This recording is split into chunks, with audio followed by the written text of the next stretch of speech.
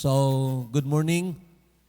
Nag-decide po tayo na mag-start ng series ngayon, itong Understanding the Times in the Last Days. I believe mahalaga po ito para sa atin. And of course, hindi lang naman po ito ang preaching natin, meaning sa ibang mga pangangailangan ng inyong kaluluwa, mayroon tayong mga preaching sa YouTube, may mga series doon patungkol sa comfort, patungkol sa kaaliwan ng puso, of course, patungkol sa kaligtasan, patungkol sa paglago sa Panginoon, and so on and so forth. Meaning, available naman po yan ngayon. Mayroon tayong daily program sa araw-araw po sa Book of Psalms. And I believe, kung talagang desidido ang bawat isa na makakain ng spiritual na pagkain, available po ngayon. Hindi lang po ang inyong abang lingkod ang nagtuturo ng salita ng Diyos ngayon. Marami po. So it is now the responsibility of the one who is hungry and thirsty for the Word of God. Responsibility na po ninyo yan. Okay? Wala na po ng pagkukulang. There is no scarcity of the preaching of the Word of God. So, ma-challenge lang po ang bawat isa, at pag na-challenge, then challenge others also, at makakagawa po kayo ng ministry na kung saan mapapalakas din ang iba. Okay? So, understanding the times in the last days. Ito pong ating pag-uusapan. This is the first episode. At ito ang kinunan natin ng verse na yan. Ang verse na yan. Sige, basahin po natin. And of the children of Issachar, which were men that had understanding of the times, to know what Israel ought to do, the heads of them were 200, and all their brethren were at their commandment. Now, alam natin, mayroong 12 tribo ang bansang Israel o ang lahi ni Jacob na tinatawag Hebrew Israelites. At isa doon, si Issachar, ang tribo o lahi ni Issachar. Ipinasulat dito sa 1 Chronicles, particularly sa chapter 12, inire-reckon dito ang iba't ibang role o papel na ginagampanan ng bawat tribo. Ang isa sa tribo na gumaganap ng papel sa pag-uunawa ng panahon, understanding the times, ay ang tribo ni Issachar. At ito po ay ipinasulat sa Chronicle. Alam niyo yung ibig sabihin ng Chronicle? Newspaper po yan nila. Hindi yan katulad natin ngayon, of course, na newspaper sa social media, pero sinusulat po nila yon. Hindi lang na binabalita, kaya na-record din po ito. Ang ibig sabihin, sa kanilang kapanahunan, ay mayroon ng ganyan na kaparaanan para i-record ang mga nangyayari sa kanilang kapanahunan. At doon sa panahon na yon, may grupo ng mga tao na ang tinatawag nga ito, sina Issachar, na sila ay binigyan ng Panginoon ng katalinuhan para ipaalam o para maunawaan ang panahon at upang ipaalam sa bansang Israel kung ano ang kanilang nararapat gawin. Okay? Ito po, may perspective dito. Ang ibig pananaw natin ito sa series na ito. Meaning, dito tayo tatakbo sa series na ito. Kung subaybayan ninyo ito, I believe marami tayong matutunan. Hindi lang for the purpose na may matutunan tayo, kundi na lalo pang maintindihan natin ang kalagayan natin in relation sa pagdating ng Panginoon. So, may mga pangyayari ngayon, mga kapatid, na parang hindi pa nangyari noon. Ang tawag dyan, unprecedented changes, mga pagbabago sa ating kapanahunan ngayon, sa buong sanlibutan, na kailangang malaman po natin ito. At least, mas kahit na ang konti po nito. For example, ito, sa field of science, sa larangan ng siyensya, nandyan po itong transhumanism. Sino ang may background sa transhumanism? Alam niyo kung anong transhumanism? So, I will be discussing that sa biyaya ng Panginoon as we unfold these things. Ang CRISPR-Cas9. So, CRISPR-Cas9, kung nagsubaybay kayo sa akin sa radio, binabanggit ko, sa online, binabanggit ko na yan. I have the series on the Book of Revelation, binanggit ko na rin ang CRISPR-Cas9. Although, hindi po sa detalyeng kaparaanan. Isang teknolohiya po yan na kaya niyang baguhin ang blueprint ng iyong katawan. Kaya niyang baguhin. Pwede kang gawing zombie, pwede kang gawing unggoy, pwedeng alisin ang sakit mo. May positive, may negative na magagawa yon. CRISPR-Cas9 technology. Artificial intelligence, sino mayroon? Alam. AI, the artificial intelligence. Sikat na sikat yan ngayon. Ang pinakamayaman sa buong mundo ngayon, si Elon Musk, siya ngayon, hindi naman siya ang leader dyan sa artificial intelligence, ang nag-a-apply sa kanyang kumpanya, Tesla Company. Okay? Then, of course, marami pang iba. Marami pang iba. Yung robotics. Marami pang iba. Now, bakit kailangang malaman natin ito? Ito kasi ang ginagalawan nating mundo ngayon. Iba kaysa dati. Iba? So, kung hindi mo alam ito, akala mo parang ganun pa rin, hindi mo alam, sinasakmal ka na pala. Okay? Another thing in the field of politics, sa larangan ng politika, mayroong tinatawag geopolitical alignment na kung saan ang mga bansa ay naghahanap ng makakampihan. Okay? Naghahanap. May superpower dito sa kanan, may superpower dito sa kaliwa. At ngayon, naghahanap sila ang mga maliliit na bansa, kailangang kumampi.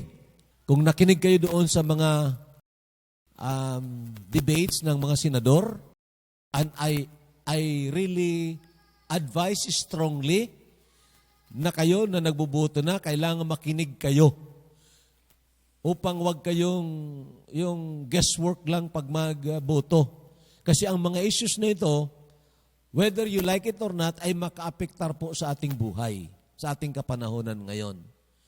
Saan papanig ang Pilipinas sa nagigirian ng mga superpowers like Russia and of course China and then of course ang Amerika.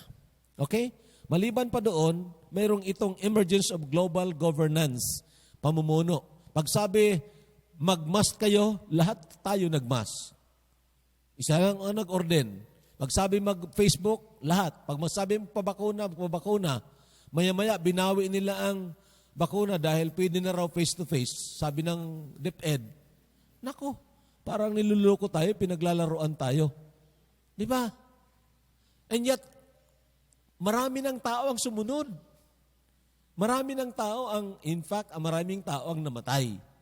Kung gusto niyong tingnan, ibigay ko sa inyo ang report ng PSA, Philippine Statistics Authority, last year. Unprecedented ang nangyari. 32% ang increase ng mga namatay sa Pilipinas. Ang pinakamalaki dati is 4%, naging 32%. And so, ang ibig kong sabihin mga kapatid, mga bagay ito na dapat may kaalaman tayo kahit konti. And of course, dalian ko lang ito, hindi naman itong topic natin. In the realm or in the field of religion, ito ang formation ng one world government, itong ecumenical movement, at itong pagsasama-sama ng lahat ng uri ng relihiyon. Kahit na ang dinodiyos ng isa ay ahas, ang dinodiyos ng isa ay ang pangalan Buddha, ang pangalan Allah, ang pangalan kung sino dyan, nag-iisa po sila ngayon. At ito po ay isa sa mga tanda na mayroon ngang darating na one world religion. Okay. Another perspective, ang pag-unawa po ng mga bagay na ito ay makakapagpaintindi sa atin sa mga ilang talata sa Biblia na parang mahirap intindihin. Ang ibig sabihin, mayroon talaga mga talata sa Biblia na mahirap intindihin, pero kung maintindihan natin itong mga pangyayari ngayon, then maunawaan natin, ganun pala. Example, naunawaan po natin ito. Revelation chapter 9 verse 6. Sige ko. Sige po, basahin po natin. In those days, men will seek death and will not find it. They will desire to die and death will flee from them. Sa mga araw na yon, ang mga tao, hahanapin nila ang kamatayan. Gusto nilang mamatay na, pero hindi sila mamamatay. Grabe. Meaning, kung hahanap sila ng mamatay, magpakamatay sila, hindi sila mamamatay. Ano ba yun? Mayroon bang ganyan? Now, kung maintindihan po natin ang tinatawag transhumanism, ang tinatawag ngayong AI intelligence or artificial intelligence, na mayroon ng mga tao, tinatawag cyborg, na walang halong kamatayan habang nakadikit siya o nakakonect siya sa computer. Pag masira yung computer, saka siya mamamatay. And of course, marami pang talata sa Bible. Another one, this one, the shape of the locust was like horses prepared for battle. On their heads were crowns of something like gold, and their faces were like the faces of men. Parang mga kabayo, pero locust sila, and then, may mga mukha na parang mukha ng tao. They had hair like women's hair. Ang buhok sa babae na buhok. At ang mga ngipin nila, parang ngipin ng leon. Dinidescribe po yan. Noon, sabi ko, simbolismo lang siguro ito. Simbolismo lang. Pero kung alam po ninyo ang transhumanism, mayroon na ngayon ng mga ganyan. Ang ulo ay hayop, o kaya ang ulo ay tao, ang katawan ay hayop. Isa sa mga nag-discuss po nito ay pastor, si Chuck Missler, at mayroon siya ng YouTube channel. Patay na si Chuck Missler 3 years ago. Chuck Missler was a scientist, an electrical engineer, and a mechanical engineer na humawak ng posisyon sa Amerika patungkol sa technology. At siyang nag-discuss nito about transhumanism. Okay, mayroon siyang mga samples doon. So, ang ibig ko sabihin, mauunawaan siguro natin konti na may ganito nga. May ganito nga. Pati itong mga UFO, pati itong mga aliens, may ganito nga. Pero ano ang ibig sabihin niyaon?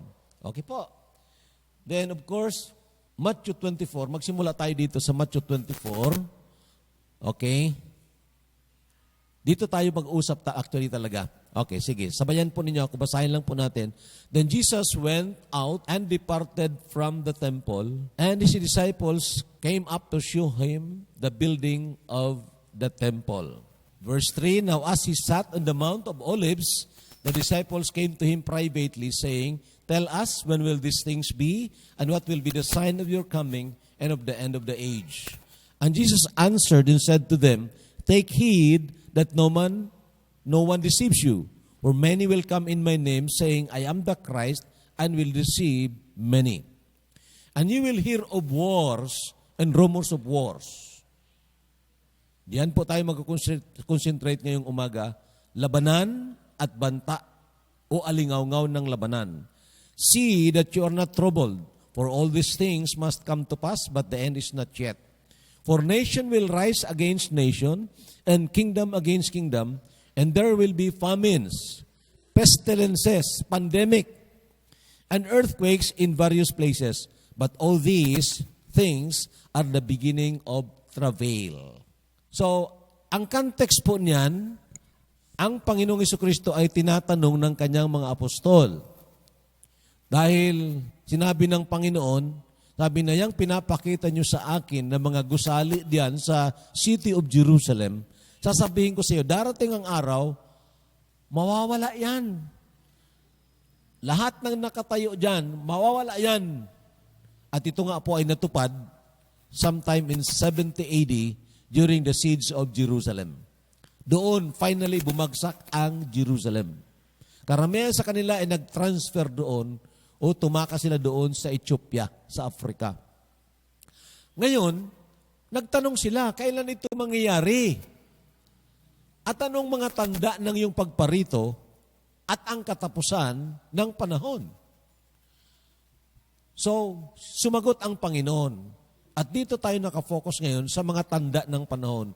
understanding the times in the last days. Okay? Magkakaroon daw ng labanan, gera, plural po yan, at rumors of wars.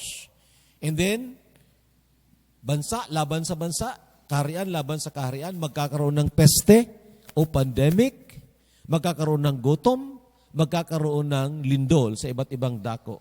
Ito raw ay pasimula ng tinatawag travail o bago manganak ang isang babae.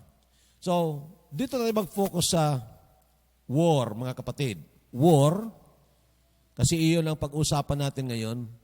Ito, daanan ko lang po para makita natin ang kalagayan ng panahon natin ngayon. Nagkaroon ng First World War, unang gera monreal, sabi pa ng mga magulang natin. Nagsimula yan July 28 to 1914 to November 11, 1918. Halos sobrang 4 na taon. 9 million ang namatay sa combat sa labanan.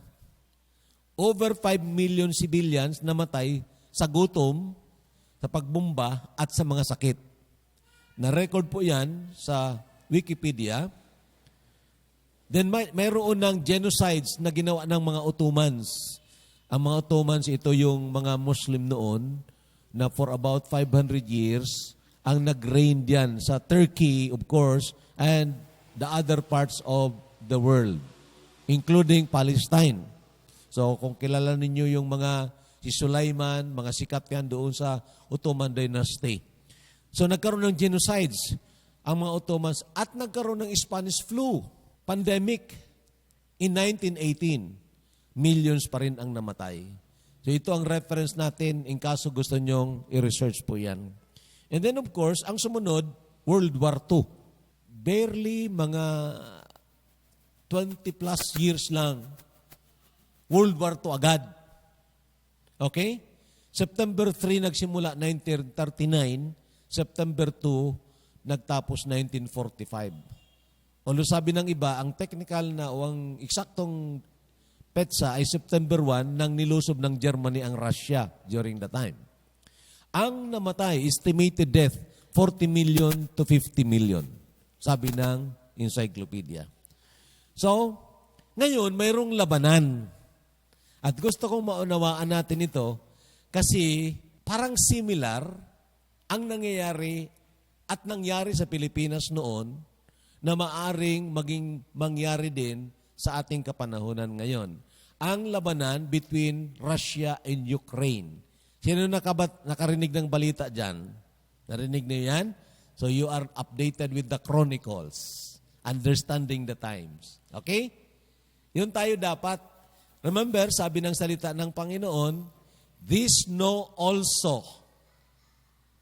Command po yan. Alamin mo ang mga bagay na ito na sa mga huling araw, darating ang mga panahong mapanganib. Kung bakit nahuhuli tayo ng mga padaya ng Diablo at padaya ng ginagamit ng Diablo kasi hindi tayo updated sa mga bagay na yan. Okay? The war between Russia and Ukraine. Ang tanong ko ngayon, maaari kayang maging pasimula ito ng Third World War? Hello? Maaaring pasimula kayo ito? So, little information. Ito nilagay ko dyan ang URL para in case gusto ninyong i-research yan. Okay? Ang nagsalita po dyan, si John Mearsheimer. Isang sikat na political analyst. 6 years ago, pinublish niya ito. He has about 14 million views ngayon. Okay? I tried to listen to that. At sabi ko, parang alam niya ang mangyayari. At ito na nga ang nangyayari ngayon. Ang tanong niya doon, ang topic niya, why is Ukraine the West's fault? Bakit ang Ukraine, ang dahilan ng labanan diyan, kasi mayroon na ng kodita sa 2014, bakit kasalanan ito ng West? Anong ibig sabihin ng West? Itong European Union kasama ang Amerika. Alam po ninyo, mayroong Monroe Doctrine ang Amerika sa panahon ni James Monroe. At dinefine doon na ang East ay para sa East, ang West para sa West. Ibig sabihin, huwag kukuha ng alay ang mga nasa kanluran dito sa silanganan. At huwag din kukuha ng alay ang silanganan dito sa kanlunuran. Okay? It's unimaginable na halimbawa ang China maglalagay ng missiles nila doon sa Canada na malapit sa Amerika. That's unimaginable. Pero ito ngayon ang nangyari. Sabi ni John Mearsheimer, ito po, pakinggan nyo ng maigi, very relevant ito ngayon. Ang malalim daw na dahilan ng nangyari sa Ukraine at ito na nga na panahon natin ay ang layunin ng Amerika at ng European allies na alisin ang Ukraine sa pagiging kakampi ng Russia at ilagay siya sa Western allies. Yan daw ang tunay na dahilan. So, pero iba ang pinapalabas sa mga fake news. Na si Putin daw ay ganid, si Putin ay greedy, at gustong magpalakas ng kanyang territory, kaya gusto niyang kunin ang Russia. Tingnan po ninyong history. I appeal to you, tingnan yung history. Ang Ukraine, Baltic regions, ang Czechoslovakia, ang Poland, dati yan parte ng USSR. Hindi yan parte ng West. Pero anong nangyari sa panahon ni Gorbachev? Nagkaroon ng Petroweska, yung restructuring. Okay? Hello? Kung malayo sa naintindihan ninyo ngayon, tiyagaan lang po ninyo, later on maintindihan po ninyo ito. I understand na kung minsan passive tayo sa mga bagay na ito. Pero sa akin, as a preacher, seeing it in the light of the scriptures, these are very important. Okay? So ngayon, ang nangyari, simula noon, nang bumagsak ang USSR, then mayroong freedom ang bawat isa na mag-absorb ng demokrasi kuno. At isa-isa, ang iba dyan ay naging allied na ng North Atlantic Treaty Organization. For example, sabi nito ni Mearsheimer, salita niya ito, kino-quote ko lang, as you all know, the U.S. runs around the world trying to topple regimes and put in their place democratically elected regime. Alam daw ninyo ito na ang Amerika runs around the world. Pinapabagsak ang isang pamumuno at pinapalitan ng pamumuno na kampi sa kanila. Malaman niyo mamaya kung anong nangyari sa Ukraine. Now, may tanong ako dito. This is mine. This is not from John Mearsheimer. Is this similar to the move of the rider on the white horse? Dahil dito sa Book of Revelation, sa chapter 6, ito ang gagawin ng Antikristo. The rider on the white horse, sa Revelation chapter 6, is the Antichrist. Okay? Na in the guise of peace, in the guise of democratization per se, actually, nagpuposisyon para pabagsakin ang ibang mga bansa. Sabi dito, and I looked and behold, a white horse, he who sat on it had a bow, and a crown was given to him, and he went out conquering and to conquer. Itong ginagawa, nagko-conquer, tapos hinggang conquer. He goes around the world. Okay? In the guise of peace. Kaya nga may nuclear freezing na tinatawag. So ito ngayon ang pangyayari. Dadaanan ko lang po, hindi na ako mag-explain. NATO expansion, 1999, kinuha nila ang Poland, ang Czech Republic, and Hungary. Then 2004, ang Baltic States, Estonia, Latvia, Lithuania, Romania, and Bulgaria. Titingnan nyo sa mapa yan, boundary yan ng Russia. Okay? Boundary ng Russia. April 3, 2008, Bucharest Summit. Nagkaroon ng summit doon sa Bucharest. At ang lumabas doon, nagkaroon ng resolusyon, ang NATO, North Atlantic Treaty Organization, inaanyayahan na ang Ukraine at ang Georgia. Nasa talagang border yan ng Russia. At pumasok na nga ang Georgia. Nag-warning po si Putin diyan. Sabi ni Putin, huwag nyo kaming pagbantaan. That is a threat, direct threat to our national security. Ito po, tingnan ninyo, sabi niya, mula pa rin ito kay John Schumer, sabi ni Putin, Georgia and Ukraine becoming part of NATO is a direct threat to Russia. Hello? Ano kaya ang gagawin ng Amerika, halimbawa maglagay ng missiles ang Russia doon sa Canada? Hindi lang kaya siya kikibo? Ha? Naalala kong isang istorya. Merong mag-asawa na hindi magkasundo sa panig ng ng Ukraine at Russia. Sabi ng asawa, yan ang Russia kasi gusto niyang palakin ang kanyang teritoryo. Kaya inaapin niya itong mga maliliit. Then nang matulog sila nung gabi, ang lalaki may dalang kutsilyo sa higaan. Sabi ng babae, bakit ka nagdadala ng kutsilyo? Matutulog na tayo. Sabi na, wala namang problema kung magdala ako ng kutsilyo dito. Sabi na, hindi, baka mamaya managinip ka, saksakin mo ako. Ang sagot ng lalaki, hindi ba? Ganon din ang ginagawa ngayon. Naglagay ng mga armaments diyan sa malapit sa Russia. Ano ba ang sasabihin mo? Hindi ka takot o hindi yun pagbabanta? So the lesson there is very clear. It's a threat, banta sa security ng Russia. And you know mga kapatid, ito pong nangyari, nagkaroon ng kodita noon sa February 22, 2014. Ang presidente kasi noon na si Yanukovych, nag-declare po siya, sabi ni Yanukovych, hindi pwede na ang Ukraine ay sasama sa North Atlantic Treaty Organization. Kahit anong mangyari, ipaglalaban ko yan, hindi pwede. So ang nangyari, nagkaroon ng mga demonstrations.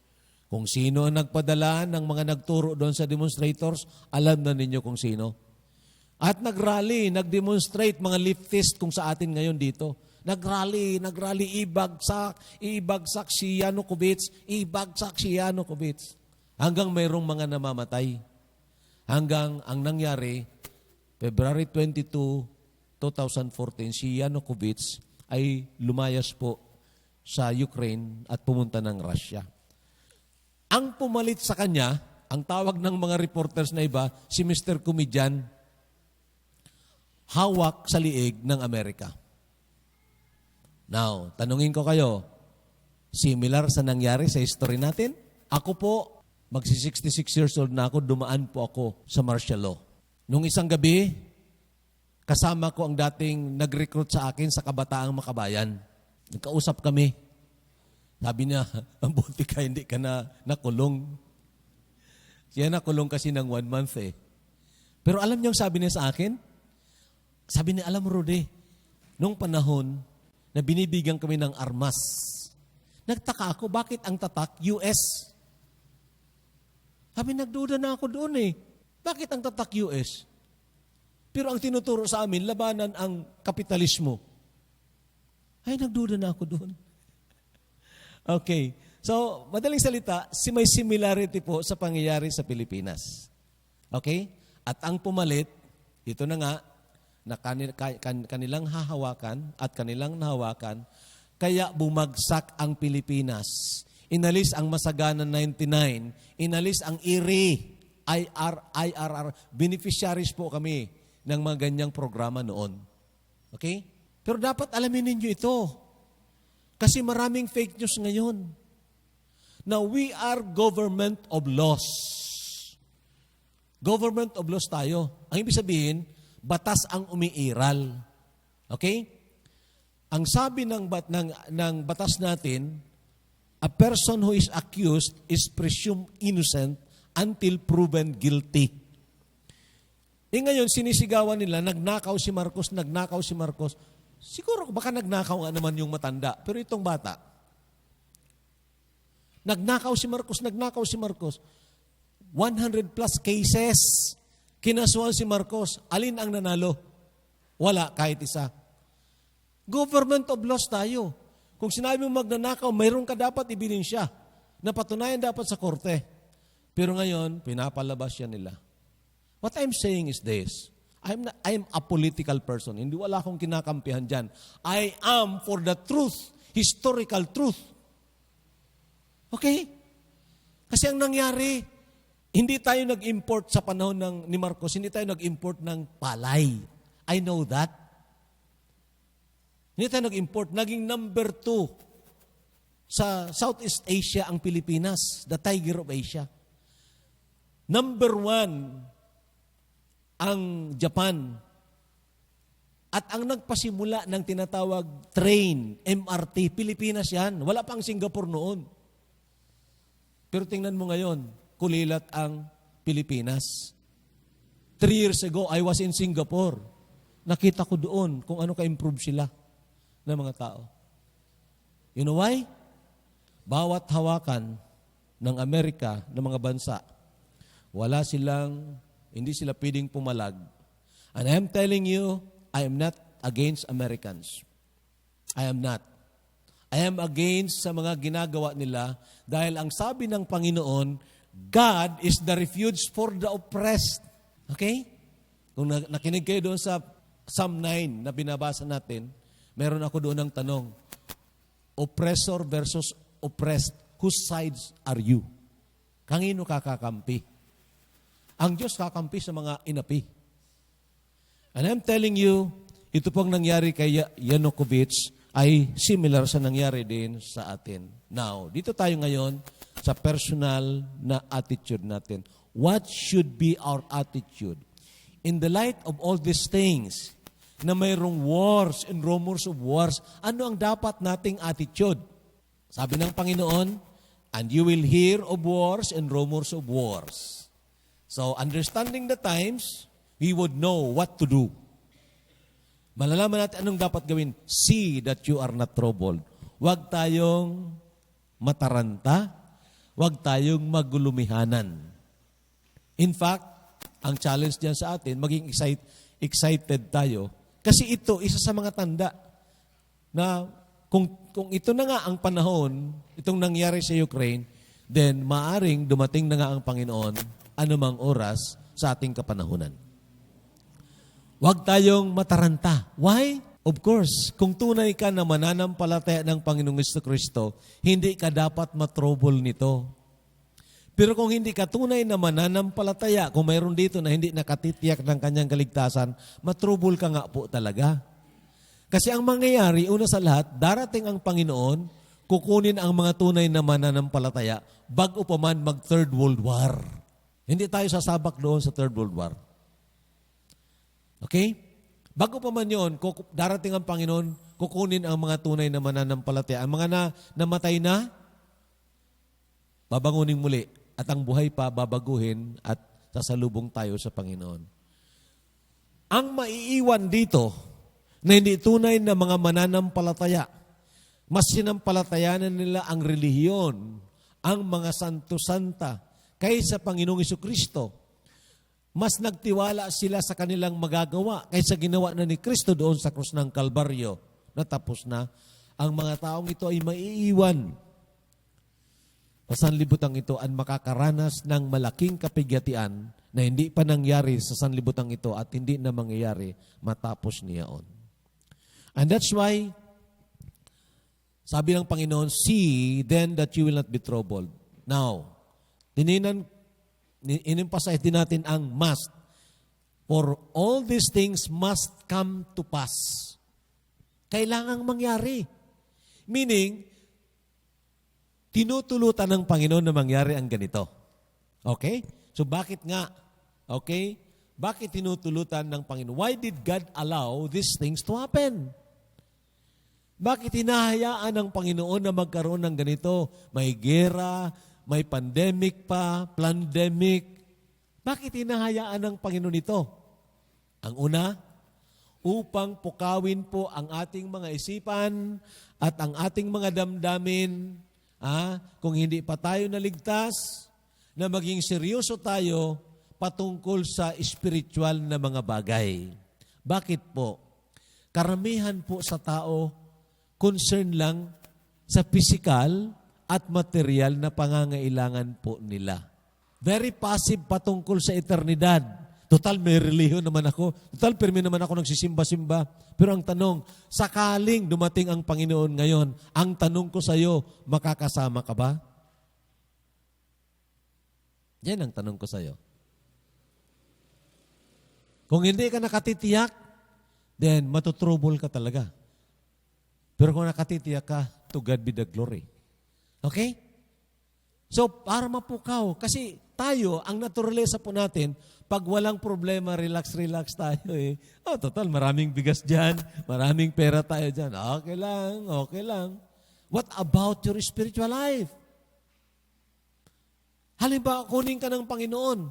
Dahil ang kamatayan ay walang pinipili na panahon, walang pinipili na edad, walang pinipili na social status. Anumang oras, maaari kang mamatay. Kahapon lang, kinuha ng Panginoon si Brother Edwin Dugan. Malungkot yun. Kasi bata pa si Brother Edwin. Malungkot. At medyo bumabalik-balik na siya sa Panginoon. Okay? Pinapalap siya ni Bar Manos. Ngayon, parang nagbisikleta lang. Pagbisikleta, inatake. Pinasok sa ospital. Inasikaso ni Sister Banji, pero wala. Kinuha na ng Panginoon. Noong nakaraang araw, kinuha ng Panginoon si Churwell. Tomorrow afternoon, I'll be preaching there sa burol niya. So, ito ang kamatayan. Makinig kayo. Hindi pwede na, bahala na, kisira-sira, passive. No! Itong panahon natin ngayon, ginagamit ng Panginoon ito para pukawin ang ating isipan, para pukawin ang ating damdamin, na maging seryoso, magtanong-tanong tayo. Oo nga naman, tama bang tinuturo sa akin dito? Tingnan ko nga sa Bible. Anong sinasabi ng Biblia? Tingnan ko nga dito sa mga preaching na napapakinggan ko. Sinisend sa iyo siguro ng mga kaibigan mo, ng kamag-anak mo. Ganun dapat. Hindi na parang bahala na. No. Ito ang sabi ng salita ng Diyos. Pakinggan nyo itong maigi. Sa Hebrews chapter 2, verse 3. Sige po, basahin natin.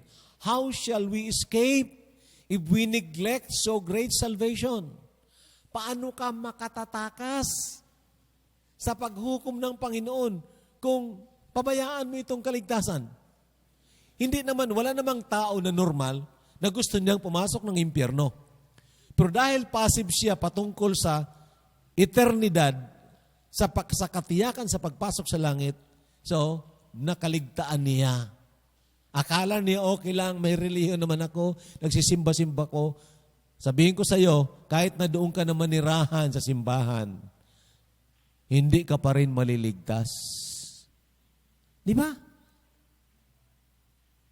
Ang kaligtasan ay personal na paglapit mo sa Panginoong Jesucristo, ang Diyos na nagkatawang tao na tapos na po nagbayad ng ating mga kasalanan. So itong unang dahilan, bakit inaalaw ng Panginoon ito, mga kapatid. Okay? Matthew 24, ito pa, tingnan nyo, basahin natin. Ready, start. Then 2 men will be in the field, one will be taken, and the other left. 2 women will be grinding at the mill, one will be taken, and the other left. Watch therefore, for you do not know what hour your Lord is coming. Bakit kaya sinabi na watch? Ano? Bakit hindi sinabi na wait or work? Watch. Ibig sabihin ng watch, aware ka. Aware ka. May sinasabi ang Panginoon na dapat binabantayan mo. Kasi darating daw, ito ang mangyari, 2 lalaki nandoon sa field, ang isa ay kukunin, ang isa ay maiiwan. Ikaw ang maiwan. Di ba? 2 babae nandoon sa gilingan, ang isa ay kukunin, ang isa ay iiwan. At sabi ng Panginoon, watch. Magmasid ka. That's the word watch. Magmasid ka. Alamin mo ang kapanahunan. Huwag magpaisi-isi. Huwag maging passive. Dahil anumang oras maring dumating ang Panginoon, anumang oras mari kang mamatay. At kung hindi ka nakatitiyak, nako, maniwala ka o hindi, bubuluso ka doon sa dagat-dagatang apoy sa impyerno. And that's why there is a need for you to be awakened. Pangalawa, why did God allow these things to happen? Para pukawin ang mga nagsipagtalikod sa Panginoon, backsliding Christians, upang mangagsisi at manumbalik sa Panginoon. Kung nanood kayo, nakinig kayo sa aking preaching simula ng mag-pandemic, 2 years na, almost 2 years na. Okay? Halos araw-araw, may twice a day pa ako noon. Inuulit-ulit ko ang 3 goals ng preaching na yon. Una, to awaken the unbelievers. Pangalawa, to awaken the backsliders. And to challenge the active Christians. Ito ang layunin ng Panginoon itong pandemic. Ito ang layunin ng Panginoon itong rumors of wars. Alam nyo, kayang-kayang alisin ng Panginoon ang COVID virus. Kayang-kaya. Sabi naman, ganyan, isang kumpas lang ng kamay, wala na yan. Kayang-kayang patigilin ng Panginoon ang labanan sa Russia and Ukraine. Kayang-kayang pigilan niya ng Panginoon. Bakit hindi niya pipigilan? Sapagkat mayroong siyang layunin para mapukaw ang mga mananampalataya na nagsipagtalikod sa Panginoon. Easy gulaki, relax ang buhay, parang unbeliever pa rin. Worried about material things. Worried about physical things. Hindi makatulog kung nawala ng pera. Hindi makatulog kung nalugi sa negosyo. Now, I know it's not easy, but I want to tell you, at sinasabi ko yan palagi, kung ang sinasampalatayanan mo na Diyos, hindi ka kayang bigyan ng kagalakan kung ikaw ay naghihirap, talikdan mo yan. Mahinang Diyos yan. Hindi yan ang Diyos ng Biblia. Ang Diyos ng Biblia, kahit na nasa kulungan ka, katulad ni Pablo at ni Silas, kanina pinag-preach natin yon, they were still singing praises to the Lord. Why? This is the God of the Bible. With Him, nothing is impossible. Pero kung nadadala tayo sa material na pangangailangan, kaya't iiwan natin panandalian ng Panginoon just for the sake of material or physical na mga bagay, I tell you, there's something wrong. Kangino ka nakapanig? Sino ang kinatatakutan mo? Fear not those who kill the body. Sabi ng salita ng Panginoon, but does not have the power to destroy your soul, but rather fear Him, that is God, who is able to destroy both body and soul in hell. It's a matter of allegiance, mga kapatid. Darating po ang hari. Hello, makikinig kayo ng maigi. Ang hari po na darating, ang Panginoong Jesucristo, magdedemand siya ng loyalty and obedience. Right? Pwede bang may hari na sasabihin mo, o sasabihin sa'yo, okay lang kung mag-rebelde ka sa akin, okay lang kung doon ka panig sa kaaway ko, okay lang yun, okay lang sa akin. No! Anong klaseng hari yun? The king will demand loyalty and allegiance. And the King of Kings and the Lord of Lords is coming. That's the Lord Jesus Christ. So, pag-aralan po natin ang ating damdamin ngayon. And then, ito, tingnan nyo ang verse na ito. Therefore, He says, awake you who sleep. Tutulog-tulog. Arise from the dead. Kasama niya ang mga patay. Meaning, may unholy alliance. And Christ will give you light. See then that you walk circumspectly, not as fools, but as wise, redeeming the time because the days are evil. Samantalahin ang panahon. Dahil masama ang panahon ngayon. Pasama ang panahon. Oportunidad ito para ipahayag natin ang salita ng Diyos. Okay po. Last na po. Tapos na po ako dito. Why did God allow these things to happen? To challenge all active Christians to take the present opportunity to share God's Word. Upang hikayatin, upang i-encourage ang mga aktibo ng mga mananampalataya, yung hindi mga backslider, na samantalahin ang pagkakataong ito na ikalat ang salita ng Diyos. sa lalong madaling panahon. Tanong ko sa inyo, mahirap ba mag-share using social media? Hello, mahirap. May hawak ka ng cellphone, mahirap ba mag-share? Kailangan pa bang mag-aral? Titingnan ko kung paano pag-share dito. Sana yung encyclopedia, titingnan ko. Ganun ba yon? No. Click ka lang. Share. That is how the Lord solved the scarcity of laborers. Naalala niyo, sabi ng Panginoon, pray therefore, pray the Lord of the harvest that He will send forth laborers into His harvest. Kung nag-pray kayo, ito ngayon ang sagot ng Panginoon. Ha? God gave the word. Great is the company that publish it. I want to be in that company. Kaya natutuwa ako sa maraming mga nag-o-online ngayon.